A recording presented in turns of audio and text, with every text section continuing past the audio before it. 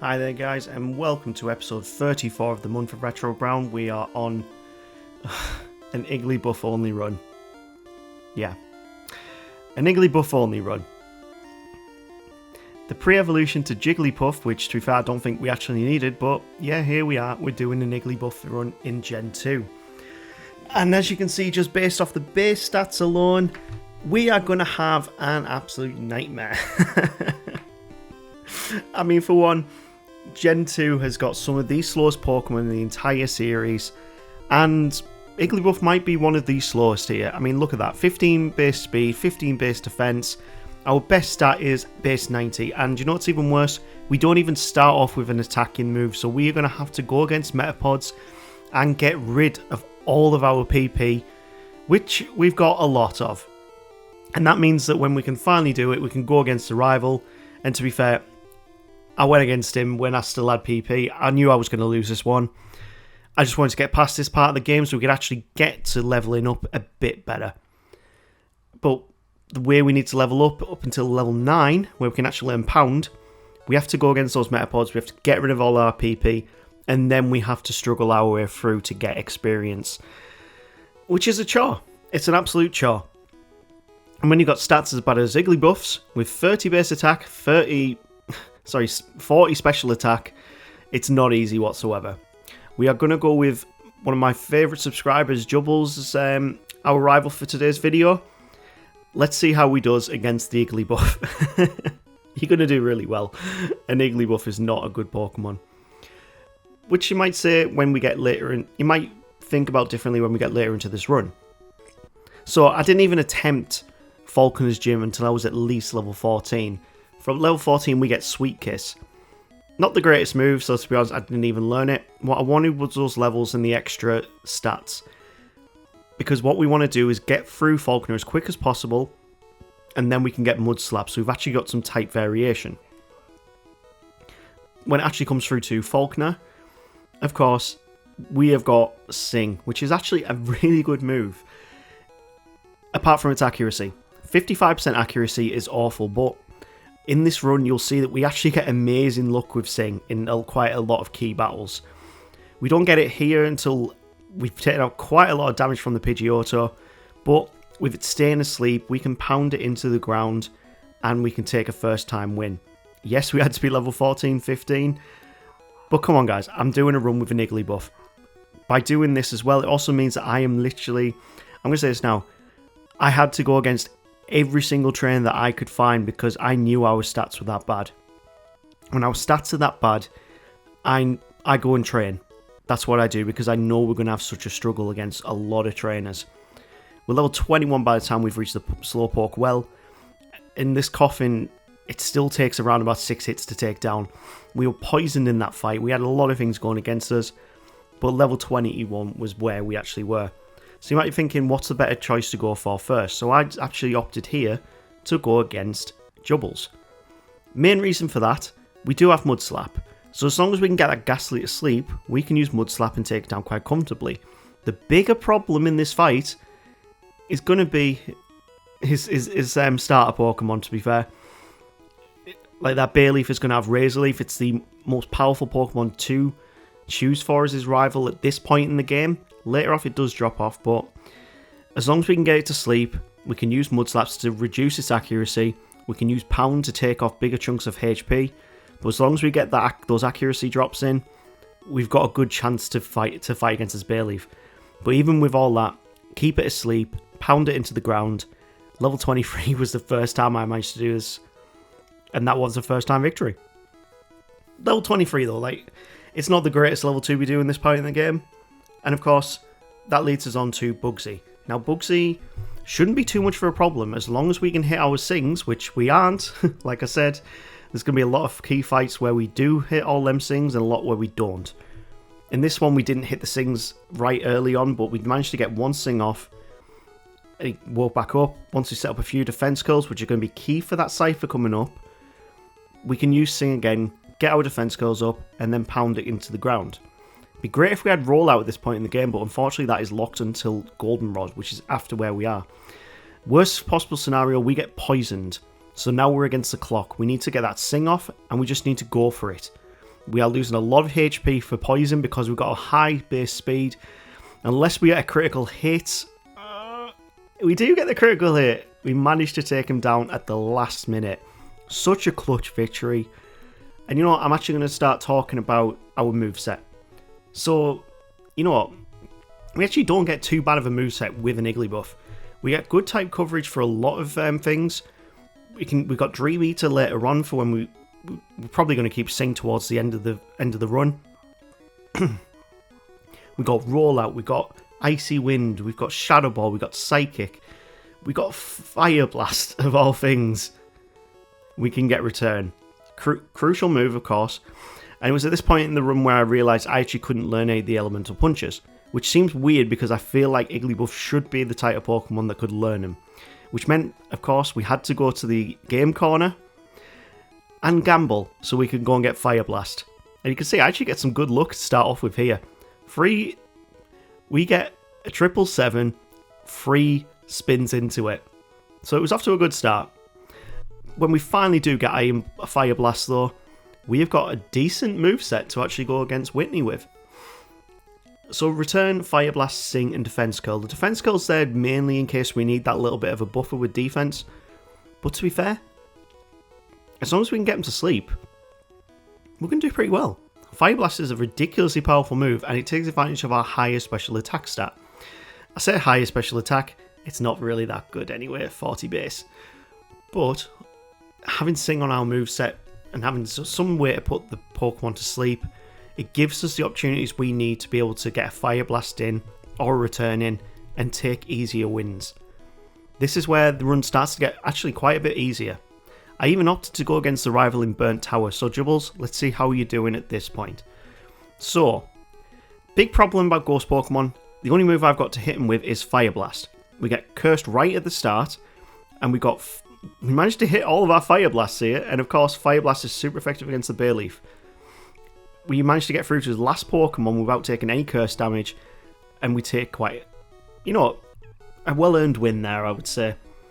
Biggest problem about the fact that we're going with this moveset, if we can get Shadow Ball before Morty, we would actually do a lot better. But here's a big problem in this gym. Considering Fire Blast is our only move that can hit Ghost type's move, there's this one trainer right at the start who's got 5 Ghastlies. We miss even one Fire Blast, we actually can't beat him. We'd have to get rid of all of our PP, and if you're cursed, you've got no chance. You've really got no chance. And I don't switch out Pokemon to get rid of that curse chance, so we had to reset there. Leads us on to Morty though. When we finally did get enough good chances to get past that first trainer, the rest of his gym was actually quite easy. You might notice that we did go up to Olivine first, and that's because I wanted those levels to actually be able to one-shot some of his ghosts. Worst thing is he has Hypnosis and Dream Eater, very deadly combo. And that means we take a loss even at level 39 with our Igglybuff. Next time, however, we do get some good luck. We don't get hit by Hypnosis, and Fire Blast hits all of it all the time. Very good, very lucky battle, but it shows it's possible to do this with an Igglybuff. Maybe we could have used a different moveset, but to be fair, we probably could have gone with a rollout moveset there. It brings us on to Chuck's gym, and guess another problem that we have to deal with. So the first 2 trainers in his gym, you have to fight back to back, and they're both fighting type Pokemon. We're a normal type Pokemon. The way to get through them is to tank the double kicks, use Sing, and then return them. Which means you also then get thrown straight into the fight against the Hitmonchan with very low health. As long as you can get that Sing off, you're pretty much guaranteed the win. That brings us on to Chuck himself. Now, we don't have a super effective move against his Poliwrath. We don't have a super effective move against his Primeape. We do have our Sing return strat. But if we get hit by a critical Karate Chop, which we do there, it's a one-shot KO. That's because of our piddly 15% defense. So once we actually get some good luck and the Sing actually hits, we can take out his Pokemon quite easily. And then I realised his Pokemon... Chuck has got a full heal, which he will use if you try and put him to sleep. So you've got to hope the Dynamic Punch doesn't hit, because it will be a one-hit KO. Once you can get him asleep, Return takes the win. That brings us on to Jasmine. Yes, Jasmine. You would have thought I might have gone to Price next because he's an easier gym leader. No, we have Fire Blast on our moveset. making this actually one of the easiest Jasmine fights that I've done in quite a long time. Not something I thought I would say on an Igglybuff video. Really did not think I would be saying that. A few Fire Blasts take him down, and we only need to tank one Iron Tail. First time victory against Jasmine with an Igglybuff. Get that through your heads. That's something someone's probably never said on the internet before. Brings us up to the Lake of Rage, and this Gyarados is really taking advantage of its high attack stat. Takes us a few turns to be able to get it down. We managed to tank it with 4 HP and take the win. After that, of course, we go and talk to Lance, and we start off the Rocket side quest. And I hate the Rocket side quest. I probably say it most Gen 2 videos. I feel like the whole game could have been done without it. I really think the whole Gen 2 could have been done without an evil team. But I'm not the one who made it. Every Pokemon game has an evil team. And unfortunately, there is a bit of an annoying side quest that you have to do. But it's easy enough because their levels are so low compared to ours. And we can start taking on the electrodes. If anything, these electrodes are good for just getting a bit of experience. You get around about 500 from each one. So there's 1500 experience just for doing the main story. We're already level 48 at this point. By the time we finish the Rocket side quest, we're probably going to be around about mid-50s, really. We level up very, very quickly being a baby Pokemon. We pick up HM6 Whirlpool. And we go over to Price. So, Price is not going to be a problem whatsoever. Remember what our most powerful move is. We have Fire Blast, which is going to take out that Piloswine in one. And if not, Return is still a fantastically strong move. If you don't know how Return works, to be fair, it basically does more damage the higher your friendship is with the Pokemon. And considering you use your a solo Pokemon all the time, its happiness is going to skyrocket very, very quickly. We can beat Price without much of a problem, and that leads us on to sorting out the rest of the Rockets. We have to go back over to Goldenrod, but before that, I decided to go against the sisters just to the south of Goldenrod. It's easy experience. There is a rare candy on the tree just before you get to them. It's worth going to do, especially if you're going to need those rare candies and just a bit more experience before you use those rare candies. The Starmie is a little bit worrying, but with Return being so powerful, we can take quite easy wins here. We don't really have to worry too much. Even Shelder with their high defense and the Cloyster with high defense. Oh yeah, actually, Cloyster with really high defense. Doesn't have great special defense though, so we switch to Shadow Ball. We take a nice win. This brings us on to the Imposter with 6 Coffins. Well, Coffins, Weezings, he's got 6 Pokemon. Why did they decide to give this guy 6 Pokemon? It's just annoying. All of them level 30, and we run out of returns, so we need to try and beat him with just Shadow Ball right now, and I really don't... Explosion. Of course, Explosion hits. Okay, fair enough. Let's try this again. So, this should be doable with the level we're at and the moves we've got. It's whether we've got enough PP to make this work. So, Shadow Ball will take him out if Return doesn't take him out in one. We're going to Sing and see if we can get him to sleep. You know, this is just going badly. You remember what I said earlier, that Sing really comes in clutch sometimes? Yeah, this fight really wasn't one of them. It really wasn't. We get poisoned. We're halfway through the Pokemon. Yeah, this is going to be a second loss to this guy. In fact, I actually lost 10 times to this guy because I didn't want to go back to the Pokemon Center. And I don't hack in anything towards it. Like, I don't hack in items so you can just use them on the run. I just go with... I buy as I go and I go from there. Once we finally do get past the guy though, it brings us to the underground fight with Jubbles. So, it's quite an easy fight relatively. We have got great moveset to deal with most of his Pokemon. Most of them are weak to fire moves. So that means that Fire Blast is perfect for this scenario. Even the Meganium can't stand up to an Igglybuff Fire Blast. Again, something that no one's probably said on the internet before. That brings us on to the final executive in the Radio Tower, and he is a complete whitewash. Return decimates his team. We may have taken a loss there if I'm that Houndoom, but we managed to take the win. We are level 57 by the time we finish this. This is one of the highest levels I had to be just for this point in the game. We do level up so quickly though, and I have gone against quite a lot of optional trainers. And that brings us on to the last gym leader, which is Claire. We do have an ice type move that we could be using, but you know what? Icy Wind is nowhere near as strong as Return. Return is definitely the player we need to be using. We managed to get through without losing. We lose. Okay, fair enough. So, this time, we actually did get paralysed straight away. That's what I was going to say in the last attempt. We actually didn't get paralysed. This time we do. Slam just seems to not want to hit us on this attempt, and we're at full HP going into that Kingdra.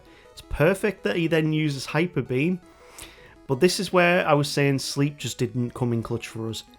After about 4 attempts, Sleep finally hits that Kingdra, and it's just a few returns to quite comfortably take it out. We managed to tank 2 HP because she used her fuel. When did Claire have a full heal? That's the first time I've ever seen Claire use a full heal. That's really annoying me. I never knew she had a full heal. That is really annoying. Anyway, brings us through to Victory Road. Now we've got all 8 gym badges and we can go against our final attempt with Jubbles. No offense, Jubbles, at this point, the team is actually very, very weak compared to whatever Pokemon we bring. It's not very often that we have such a problem against him. Shadow Ball is perfect for the Haunter and the Kadabra. This is why we've taught it over like Defense Curl. And we've got quite a good moveset to move forward to the Elite Four with. Even with getting paralysed and on low HP, we take the win first time. But that brings us on to Will.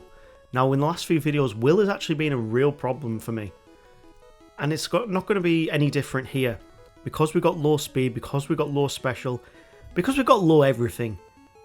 His attack's going to do big damage, and he's got 5 Pokemon to contend with, all using Psychic. So we couldn't even get past the Jinx on this attempt. In fact, it took us quite a long time to get past Will. And we had to go back and train quite a bit. How much, in fact? Well, in this attempt we managed to get past the Jinx. We're on the Exeggutor now. Fire Blast is perfect for that. Then comes his Slowbro. So Slowbro, as long as you can get it to sleep, you've got a good chance of beating it. Level 67 at this point. Final Xatu is out, and I'm just going to go for Return. It's going to take 2 returns. He goes for a Max Potion, and we actually take the win at level 67. So we did level up considerably to get to this point. Koga, on the other hand, because we've got Fire Blast, should not be too much of a problem. Because I want to conserve Fire Blast PP, I'm not going to use it every single time. Because it's got a low hit chance, with being 85%, you know, if it's not 100%, it might as well be 1% in Pokemon. And then we come on to the Muck, who has Sludge Bomb. Now, Sludge Bomb is a very powerful poison type move. It's quite scary. We want to get those returns in, but we do manage to get poisoned, and this is just a waiting game till we lose. Very unfortunate, but this is the point of Koga. He likes to set up those status effects. On a second time, though, we're just going to go Fire Blast. That's 1 Pokemon down. Psychic does hit, and Venomoth takes a Fire Blast to the face in return. Fortress is 4 times weak to fire. 3 easy wins there. Now back to the Muck, who was the problem last time. We need to hit that Sing so it can't do anything to us. We managed to hit it second time. Big Fire Blast takes it down to half health, and a second return takes the win. That leaves us with Crobat, and as long as we don't take too much damage, Return should finish it off, and we managed to take the win. Okay, so you know what? 2 Elite Four members down. 3 to go. Now we're on to the scariest one. We did a run with Snubbull 2 days ago. It's a normal type Pokemon. And Bruno is a lot better in Gen 2 than he is in Gen 1. Meaning, normal type Pokemon are going to have an absolute nightmare with this guy. We're only on his second Pokemon and we are nearly dead. Hitmonchan has got a priority fighting type move and we take a loss. So what level did we have to be to beat him? Well, I went back in at level 75. We didn't really have too much of a better time, to be fair. The big problem, of course, is Hitmonchan with Mach Punch, and then followed immediately afterwards is Machamp. As long as you can get it to sleep, you've got a chance of beating it. Last up, though, of course, is the Onix, who is going to hit with an Earthquake. Icy Wind takes it out in 1. I have actually finally taught Icy Wind, because Fire Blast has now ran out of its usage. We've got Dragon-type Pokemon coming up very soon, that we need Icy Wind for. If we don't have Icy Wind, we really would have a problem. I mean, we do need Fire Blast for the Vileplume, but thankfully it wants to go for Stun Sport, and Stun Sport doesn't always hit. The Gengar will go down to a Shadow Ball, but we have been cursed. We're on full HP here going against Karen. And we're on to the final Houndoom. It does a lot of damage. We're on 57 HP. Oh, and Curse takes us out. We were on full HP there, and we just lost to the Houndoom. That's ridiculous. Okay, let's try this again. Sing. We'll put the Umbreon to sleep. 2 returns, take it out. Vileplume is next. As long as we don't get paralyzed, we're in good stead. And return's going to be a 2-hit KO. Okay, so next up is Gengar. It goes for Curse, of course it goes for Curse. Always goes for Curse. Next up is the Murkrow. We've taken a little bit of damage from Feint Attack, but we're back onto the Houndoom. Ooh, thankfully we take it out in 1 this time. Must have been a damage range, which is why Return did not take it out in 1 last time. But we have come to our penultimate battle here against Lance. Let's see if an Igglybuff can beat the entire league. So, perfect scenario what we want. We want to put this Gyarados to sleep. We don't get that sleep chance because it's 55% accurate and we take a loss without even doing any damage. When he set up Rain Dance as well, that actually works in our favour. Or does it? No, because then he's going to... Oh no, this actually isn't going to work in our favour. We don't want to be paralysed. We don't want Thunder to hit. He goes for Twister. Icy Wind is taking out those Dragonites in 1. It's 4 times effective.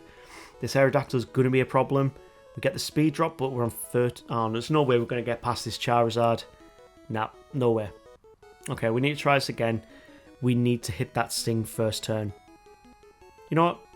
Return is actually enough at level 87 to take it out. I leveled up a lot to get this win, by the way. We still get paralysed. And we're at one of the highest levels we've had to do the Elite Four with, bar some of like the worst runs, which was maybe Tyrogue, which I think we had to be level 90 to do the Pokemon League at. Yeah, we've managed to beat the Charizard, and we've got 104 HP to take out this Dragonite. He goes for a big Hyper Beam, we tank it on 1 HP, and take an Icy Wind home to beat the Pokemon League. Level 87 we had to beat that. Level 87, and Igglybuff takes the crown. And this took me a long time. I'll be honest, this is one of the longest runs we've done in quite a while. You're going to see how long this took us. Strangely though, quite enjoyable.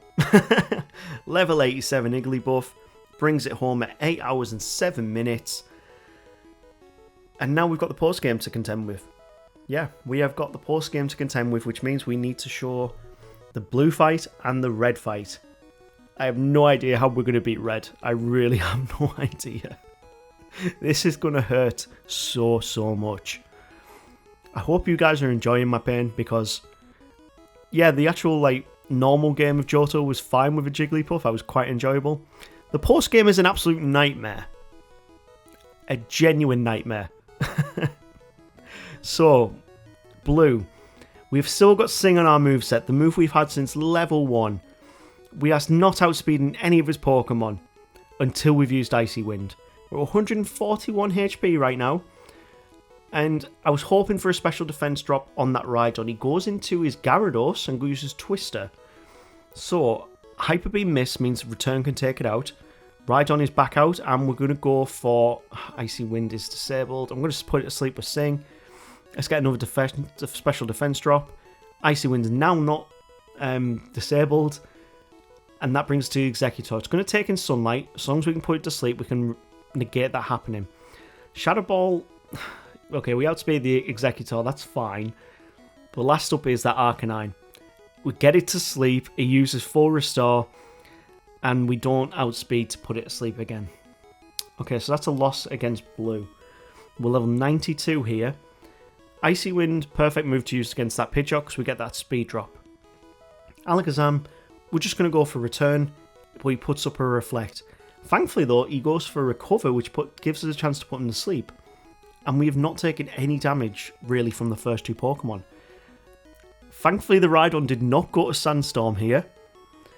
And we managed to get through quite comfortably. The rain gets set up. and even putting the Gyarados to sleep, he just seems to go for his full restores. When we've used all of his full restores out, he takes a big Hyper Beam to the face, and we're on to 2 Pokemon left. As long as we can get the Executor to sleep, we win this. So, last time the Arcanine had a full restore to get him out of the sleep. If we can get it to sleep here... Okay, so is he going to go... No, he's used all his full restores. Okay, return. We take the win with 20 HP left. That was very close. But level 93, we do take the win. And that brings us on to Red, which I was terrified of going against. I tried a lot of different strategies to do this. You might see here I'm level 97. I decided to use some rare candies that I had left over. And even this moveset didn't work. So when I reset, I actually hadn't used the rare candies at this point. So even though I was level 97 in this attempt, the next attempt I was level 94. But I went in with a different moveset and a different mindset. We went in with Return, Sing, Rest and Attract. Great moveset in my opinion for this Pokemon. And the best thing that I realised, you don't even need to set up Curse when you're against that Pikachu. The Return will take it out in one. As long as you can get that Espeon to sleep and get through a few returns, you can get to the Snorlax, put it to sleep. It will use Snore, which isn't the worst thing, but you can take it down, chipping it away with Return. It's going to take 3 hits. When it's attracted as well, it means it's not really got much of a chance to attack. The Venusaur usually goes for Sunny Day or Solar Beam first, meaning you've got a chance to get a Singing. That gives us a chance to then attract it. We're both asleep at this point, so we've got our HP back, and we need to get back to sleep before anything happens. It's set up Sunny Day, so when that Charizard comes out next, that's going to be a bit of a problem, so we want to stall out that sun. Annoyingly, Soul Beam does hit, and it's a massive hit. We don't want to be hit by too many of them. The sunlight fades, and we're both asleep here. It goes for Sunny Day. Again, not the greatest scenario, but he is infatuated, so he doesn't hit us. We're going to go for the returns now. He's asleep. And as you can see, this whole fight is just a load of back and forth. Next up is Charizard, and the sunlight just fades in time, but Flamethrower still does massive damage. We managed to get an attract in before we put ourselves back to sleep, giving ourselves enough of a chance to miss the attacks coming our way. We managed to get through and hit him with Return while he's still asleep. And 3 returns are going to take it out flipping heck. We're finally through to that Blastoise with full HP. Sing misses and he sets up the rain. Not a good scenario. We get him to sleep, we attract. And you know what, I'm just going to go for it before he wakes up. How many returns is it going to take? So it's going to take 3. He's still asleep and Igglybuff takes the win. At level 94. And we didn't even need to use Double Team. I'm happy about that. We didn't have to use Double Team. That's great. I'm finding out new strategies that I don't have to use Double Team for, and that's perfect because I don't want to be using it. So at the end of this, we finish at level 94. Sing, Attract, Return, Rest. Great moveset. And we finish at 9 hours and 44 minutes. We managed to make sure we don't go over that 10-hour mark. And I'm happy with that. For such an awful Pokemon, such bad typing, such bad stats, I'm happy that we didn't have to take 10 hours to beat this game. Really happy. That brings us on to our last video of Johto for this year. So, first up is Hitmontop. I'm not sure I want to use that. Maybe, I don't know. I haven't used it before. Next up, Shuckle. Might have chosen the next Pokemon. Shuckle would be a very hard run. Okay, what's last up? Unless it's better than Shuckle. It is better than Shuckle. Yes, we're going with Dunsparce. We're finishing off the Johto playlist for this year with a Dunsparce run. I'm excited for this one.